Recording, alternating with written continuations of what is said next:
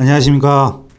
해운여학원 대릭쌤입니다. 참 오랜만에 만나는 것 같습니다. 왜냐면 저희가 영상 찍어놓은 것도 좀 많았고, 개인적으로도 아이들이 여름방학이라 방문이 많아서 조금 텀을 두고 찍게 됐는데, 오늘 좀 보이시는 곰돌이 분과 둘이서 찍도록 하겠습니다. 자, 오늘 주제는 뭐냐면 회대학 진학 시 SAT를 꼭 제출해야 하나요? 라는 질문을 작년서부터 요 근래까지 항상 받는 질문 중에 하나예요. 그래서 오늘 한번 정리를 하고 한번 넘어가도록 하겠습니다. 자, 보세요. 코로나 전까지만 해도 미국 대학 진학뿐만 아니라 아시아권 대학 진학할 때도 거의 SAT는 의무사항처럼 따라다녔던 항목들이었는데, 코로나가 터지고 난 이후에 미국 대학에서 먼저 시작합니다. SAT 무용론이 대두되면서 유시 계열에서는 아예 블라인드라고 해서 제출할 수 없도록 해놨고, 많은 대학들은 옵셔널로 뺐죠. 제출하든 말든 상관없다. 근데 우린 별 참고하지 않겠다. 이런 식으로 나왔기 때문에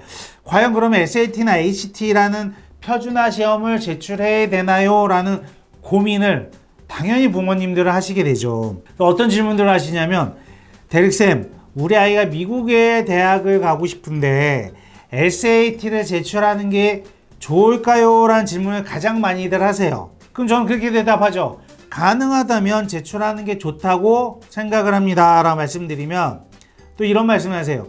우리 아이가 IB 디플로마를 하는데 SAT를 제출해야 하나요? 라고 물어봐요. 그러면 저는 글쎄요, 어느 대학에 제출하느냐에 따라서 달라지는 것 같습니다 라고 말씀드립니다. 그럼 그러시죠. 뭐 이렇게 애매모호하게 대답을 해주세요. 정확하게 말씀해 주세요 라고 말씀들 하시죠. 근데 이런 시각은 저뿐만이 아니라 많은 진학 컨설턴트로 일하시는 분들이 비슷한 시각을 가지고 있을 것 같습니다. 우선은 SAT가 필요하나요? 라는 질문에 있어서 먼저 저희가 분류해야 되는 게, 내가 지원하고자 하는 대학이 어느 방향에 있느냐에 따라서 달라질 것 같습니다.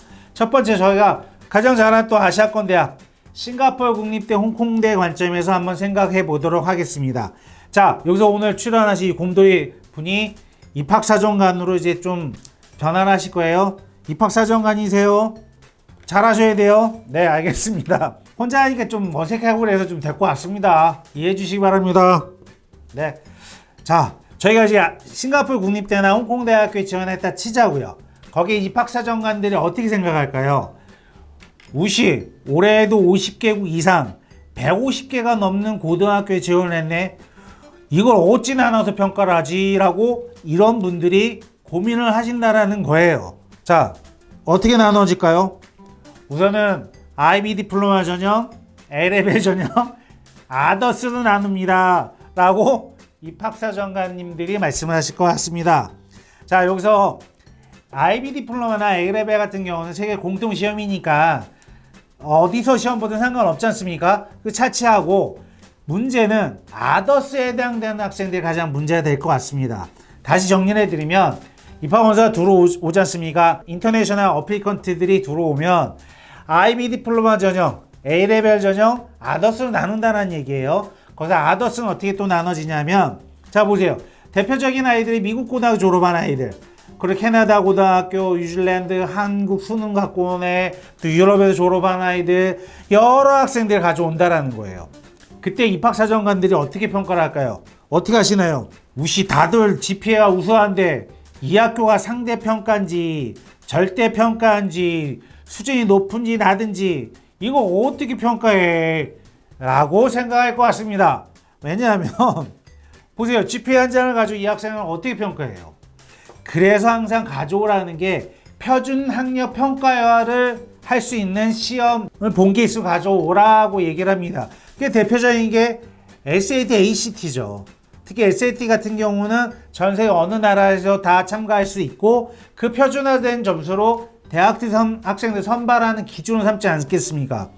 그러면 결국에 이 각 학교에서 제출하는 GPA를 신뢰할 수 없으니 SAT를 가져와 커먼 한다라는 얘기죠. 아셨죠?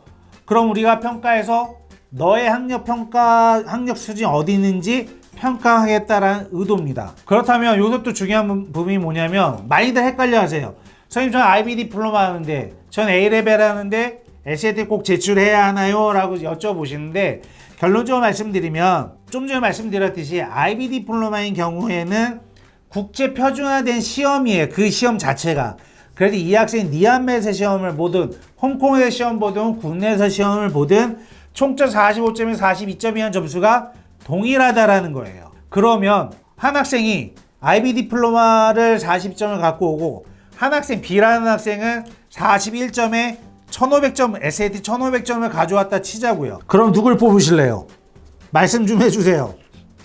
당연히 규정상 42점 학생 뽑게 돼 있습니다. A레벨도 마찬가지고요. 그러면 IB 디플로마 A레벨 하는 학생들한테는 SAT 자체를 제출하는 게 필수가 아니라는 거예요.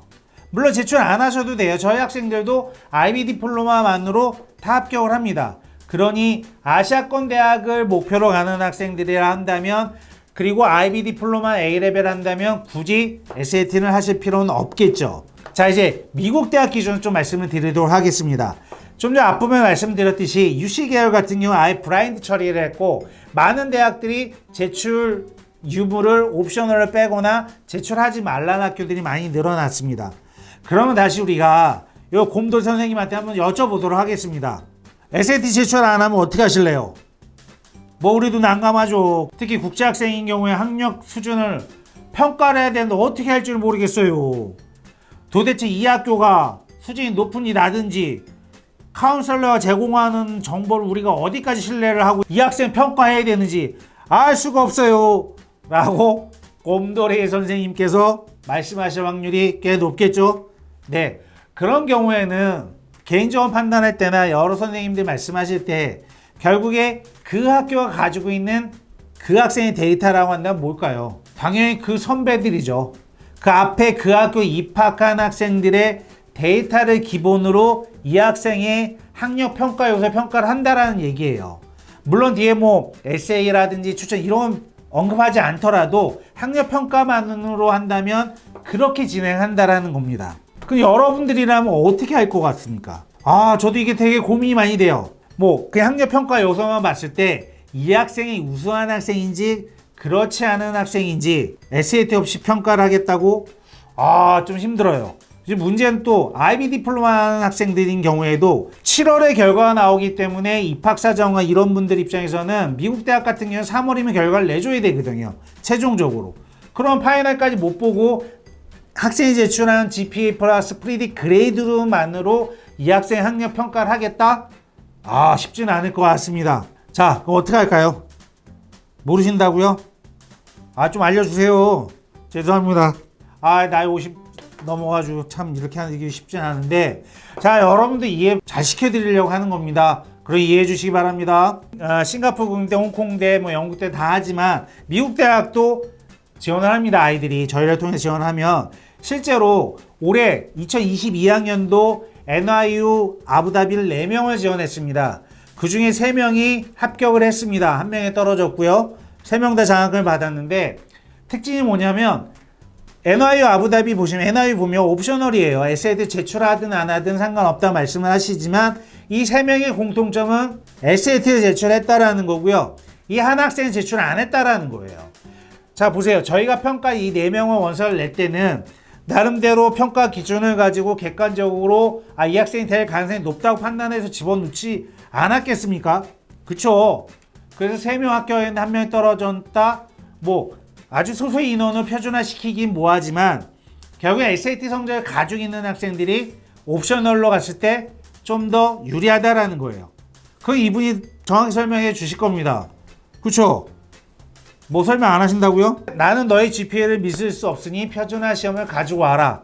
가능하면 제출하시는 게 좋다라는 게 저 대릭쌤의 의견입니다. 자, 그럼 이 정도 정리해 드리면 어느 정도 이쪽으로는 정리가 된 것 같습니다. 자, 오늘 곰돌이 선생님을 모시고 처음으로 참가해 하셨는데 한마디만 하시죠. 잘 안 들리는데요? 아, 학생들은 그냥 닥치고 공부하시라고 합니다. 네, 그게 정답이라고 하네요. 네, 감사합니다.